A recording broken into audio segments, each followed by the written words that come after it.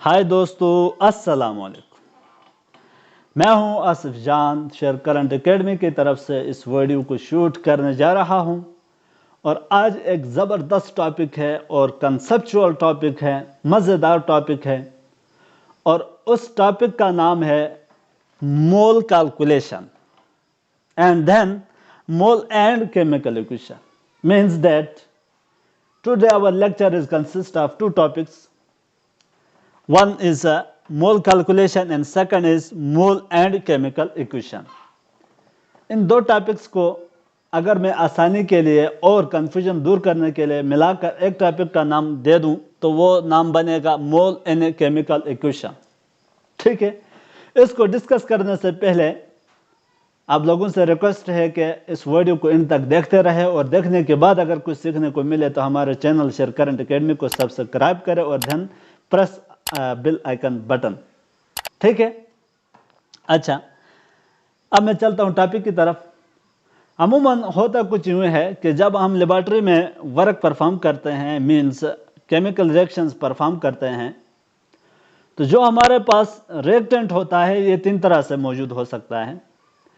एक mass in term of gram atomic masses, second in number of particle in term of mole, and third, in case of gases, the reactants can be present in volume, in term of volume. अच्छा, अब आप लोगों को मालूम है जब chemical reactions होती है तो जो पुराना चीज होता है यानी reactant are completely converted into product. हो गया ये बात भी. अब रिएक्टेंट और प्रोडक्ट यानी हमारे पास दो चीजें आ गए, एक रिएक्टेंट एंड प्रोडक्ट. अब इनके दरमियान हमें कैलकुलेशन करने होंगे. जो मोल कैलकुलेशन है ये यहां कोई किसके दरमियान करने हैं, रिएक्टेंट एंड प्रोडक्ट. और इनकी कैलकुलेशन की तरफ जब हम आते हैं तो हमें चार किस्म के कैलकुलेशंस मिलती है या करनी पड़ती है. बाज दफा होता कुछ यूं है कि रिएक्टेंट जो होता है मोल में होता है और प्रोडक्ट भी मोल में होता है. दूसरी, रिएक्टेंट मैस यानी इन term of gram atomic message में होता है और प्रोडक्ट भी इन term of gram atomic message में होता है. अच्छा, बाज दफा रिएक्टेंट मोल में होता है और प्रोडक्ट मैस में इन term of gram atomic message.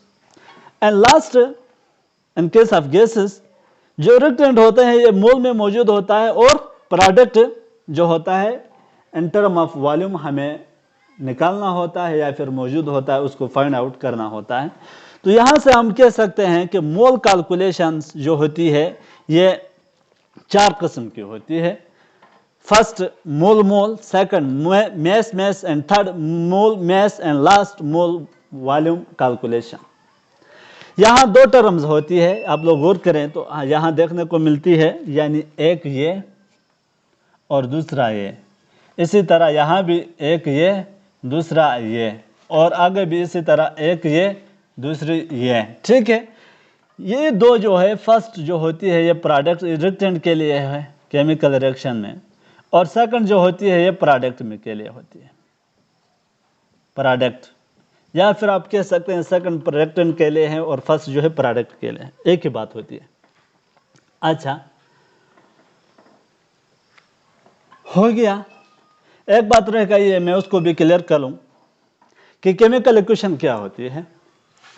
Chemical equation basically एक केमिकल रिएक्शन ही होती है, लेकिन कुछ शराइत इसमें मौजूद होते हैं, यानी कुछ इजाफी पॉइंट्स भी या इंफॉर्मेशन भी इसमें मौजूद होती है. वो ये कि एक केमिकल इक्वेशन के अंदर जो रिएक्टेंट और प्रोडक्ट होते हैं इसके मोल के बारे में हमें इंफॉर्मेशन देती है. क्या चीज? Chemical equation. केमिकल इक्वेशन इस कुछ इजाफी इंफॉर्मेशन भी हमें देती है, यानी मोल ऑफ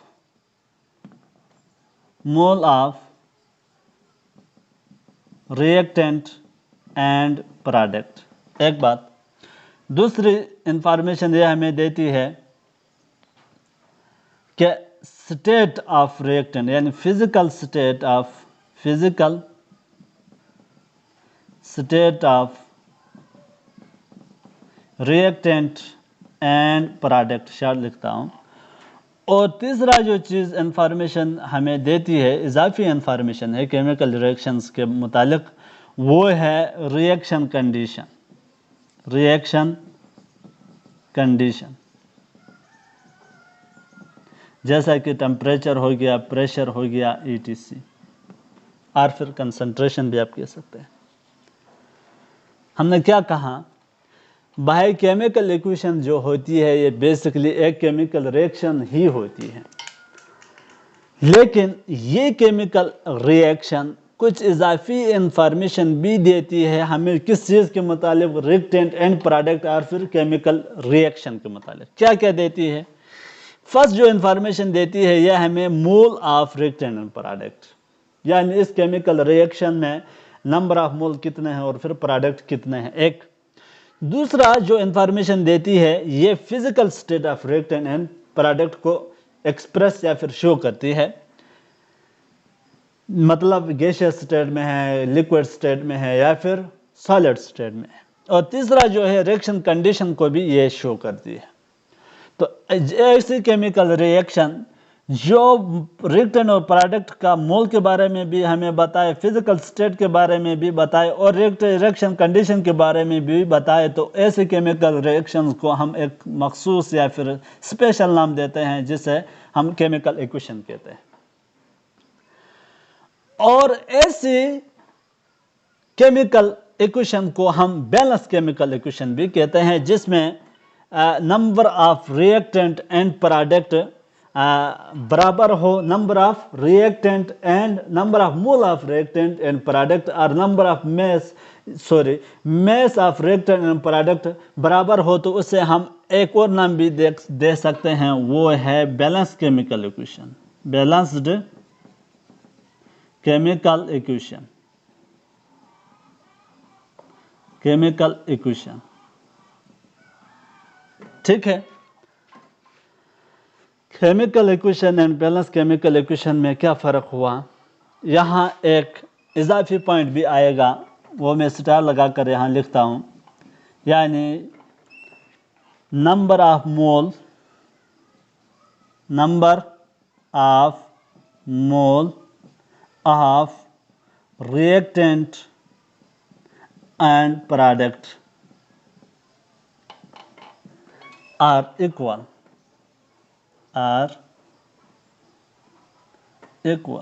यानी सेम, बराबर। Law of conservation of mass भी सेटिस्फाई हो तो उसे हम क्या कहते हैं, बैलेंस केमिकल इक्वेशन कहते हैं। अब मैं आता हूं इस कैलकुलेशन की तरफ, मोल कैलकुलेशन। फर्स्ट जो है मोल कैलकुलेशन, यह तो सिंपल है, ठीक है, कुछ मुश्किल तो नहीं है। फर्ज करो मैं कहता हूं भाई कार्बन है प्लस हमारे पास ऑक्सीजन है, आपस में मिलकर क्या बनाते हैं, कार्बन डाइऑक्साइड बनाते हैं। अच्छा, अब आप लोग यहाँ देखें तो यहाँ कार्बन का एक एटम है, यहाँ एक एटम है, ऑक्सीजन का यहाँ दो एटम है, यहाँ एक एटम है। तो इसका मतलब यह हुआ कि हमने कुछ इजाफी ऑक्सीजन लगाया हुआ है। ये साइंस के रूल में या साइंस की दुनिया में बहुत गलत काम है, मतलब बड़ी गलती है, तो इसको साइंस नहीं मानती है। इसलिए हम यहाँ कह सकते हैं भाई एक ऑक्सीजन मॉलिक्यूल मौजूद है। अच्छा, यहाँ एक छोटा सा पॉइंट और भी है, वो ये कि मैं यहाँ मैंने O2 लगाया है, यहाँ 2 ऑक्सीजन भी लगा सकता था, नहीं। क्यों? क्योंकि अमूमन जो ऑक्सीजन होता है ये गैसियस स्टेट में होता है, गैसियस स्टेट में होता है, इसलिए हमें मॉलिक्यूलर फॉर्म को प्रेफर करना होता है as compare to atomic state, ठीक है। अच्छा, अब यहाँ आप देखें तो ये सॉलिड स्टेट में होता है, ये गैसियस स्टेट में होता है, और CO2 भी गैसियस स्टेट में होता है। इसको मैं एक केमिकल इक्वेशन का नाम दे सकता हूँ, केमिकल इक्वेशन, केमिकल इक्वेशन या फिर balance chemical equation, balanced chemical equation हो गया। अच्छा, अब ऊपर कैलकुलेशन की तरफ आए ये जो फर्स्ट वाली टर्म थी मोल, ये किसके लिए थी? रिएक्टेंट्स के लिए। तो यहाँ हम देखते हैं कि 1 मोल है, यहाँ भी 1 मोल है, यहाँ भी 1 मोल है, ठीक है, मतलब प्रोडक्ट साइड के लिए, इसके लिए। और मेस के लिहाज से अगर हम इधर देखें तो कार्बन का मेस हमारे पास कितना है? कार्बन का मेस हमारे पास 1 carbon atom is equal to 12 AMU, 12 AMU और फिर 12 gram oxygen plus oxygen 1 atom is equal to 16 gram and 2 atom, यानी 1 molecule is equal to 32 gram, 32 AMU और ग्राम। आगे रिएक्शंस करते हैं, रिएक्शन करके क्या बनाता है? कार्बन डाइऑक्साइड, एक कार्बन का हमारे पास है 12, 2 ऑक्सीजन है तो उसके साथ ऐड करेंगे 32 इज इक्वल टू 44 ग्राम और AMU, 44 AMU और ग्राम, ठीक है। अगर हम ग्राम में एक्सप्रेस करें तो मोल कहेंगे इसको। तो पहला जो चीज है यह क्या हुआ? मोल मोल, यानी यहाँ कार्बन का 1 मोल, ऑक्सीजन का 1 मोल, रिएक्टेंट के टोटल 2 मोल आपस में रिएक्शन करते हैं। रिएक्शन करने के बाद 1 मोल कार्बन डाइऑक्साइड यानी प्रोडक्ट बनाते हैं, ठीक है। Means that 2 mole of reactant combine to produce 1 mole of product carbon dioxide. दूसरा जो होगा मेस मेस, यहाँ हम कह सकते हैं यानी 12 AMU और gram of carbon combine with 32 AMU और gram of oxygen to produce 44 AMU और gram of carbon dioxide which is equal to 1 mole, ठीक है। यानी इस तरह भी कह सकता हूं 2 मोल ऑफ 2 मोल तो मैंने बताया हुआ है, सॉरी, यानी यहाँ मैं कह सकता हूँ टोटल कितने बनते हैं? 44 बनते हैं ना, 44 ग्राम प्रोड्यूस करता है, कितना ग्राम? 44 ग्राम ऑफ CO2, लेकिन यहाँ कार्बन है प्लस ऑक्सीजन है, ठीक है, यही फर्क है। अब तीसरे की तरफ आते हैं, मोल मेस।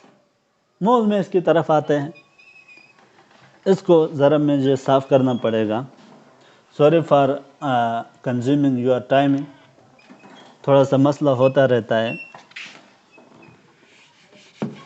टाइम ज़्यादा कंज्यूम होता है मुझसे फिज़िकल डिसेबिलिटी की वजह से, तो आप लोगों से माजरत खा भी हूँ, उसका माइंड न करें और बर्दाश्त रखें।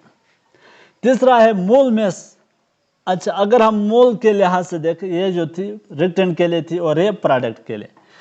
मोल के लिए यहाँ 1 mole of carbon dioxide, 1 mole of carbon dioxide नहीं है, कार्बन है, carbon plus 1 mole of oxygen है, 1 मोल ऑफ ऑक्सीजन है of O2 react each other and produce 1 मोल है। लेकिन यहाँ जो प्रोडक्ट हमारे पास मेस में है तो हम इसको मेस में एक्सप्रेस करेंगे, यानी 44 ग्राम और AMU ऑफ कार्बन डाइऑक्साइड, ठीक है। और अब जो लास्ट कैलकुलेशन है इसकी तरफ मैं जाता हूं, मोल वॉल्यूम। मोल वॉल्यूम यहां भी ये मोल में है, सिंपल है, वही है, यानी 1 mole of carbon dioxide and 1 mole of oxygen react with each other and produce। अब इसको क्या करना है? वॉल्यूम में देना है प्रोडक्ट को। तो आप लोगों को मालूम है मोलर वॉल्यूम के बारे में। मोलर वॉल्यूम क्या होती है? Molar volume volume of 1 mole of any substance is called molar volume, यानी किसी भी चीज़ के 1 मोल का जो वॉल्यूम होती है वो क्या होती है? 1 मोलर वॉल्यूम बराबर होती है मोलर वॉल्यूम, या फिर मोलर वॉल्यूम कहते हैं। अच्छा, अब आप लोग देखें यहाँ जो कार्बन डाइऑक्साइड बना है ये कितने मोल है? 1 मोल है, तो जाहिर हुआ।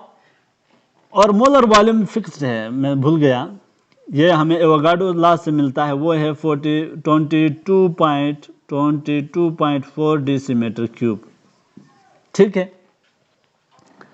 अब आते हैं इस रिएक्शन की तरफ, यानी इधर से, ठीक है। ये कैलकुलेशन है हमारे पास इस वक्त। मोल जो है, रिएक्टेंट जो है मोल में है, जबकि प्रोडक्ट जो है ये वॉल्यूम में है।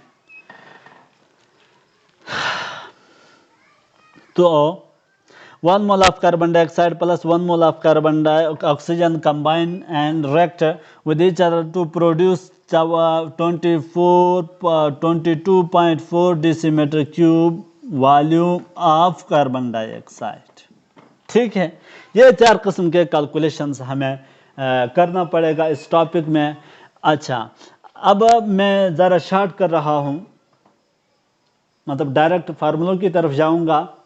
कंसेप्ट यही होगा कि reactant mole reactant and product, यानी रिएक्टेंट मोल में भी हो सकता है और मेस में भी हो सकता है, या फिर किस में हो सकता है, वॉल्यूम में भी हो सकता है। इसी तरह जो प्रोडक्ट है ये मोल में भी हो सकता है, मेस में भी हो सकता है, या फिर वॉल्यूम में भी हो सकता है। अगर हम इसको टोटली आपस में कंबाइन करें तो 4 किस्म के कैलकुलेशन बनेंगे, mole mole and mass mass and third mole mass and fourth mole volume in term in case of gases. ठीक है, तो अब उसकी तरफ चलते हैं, 1-2 एग्जाम्पल भी करेंगे शॉर्ट मुख्तसर, और वहाँ से हमें इस टॉपिक को क्लियर करना होगा।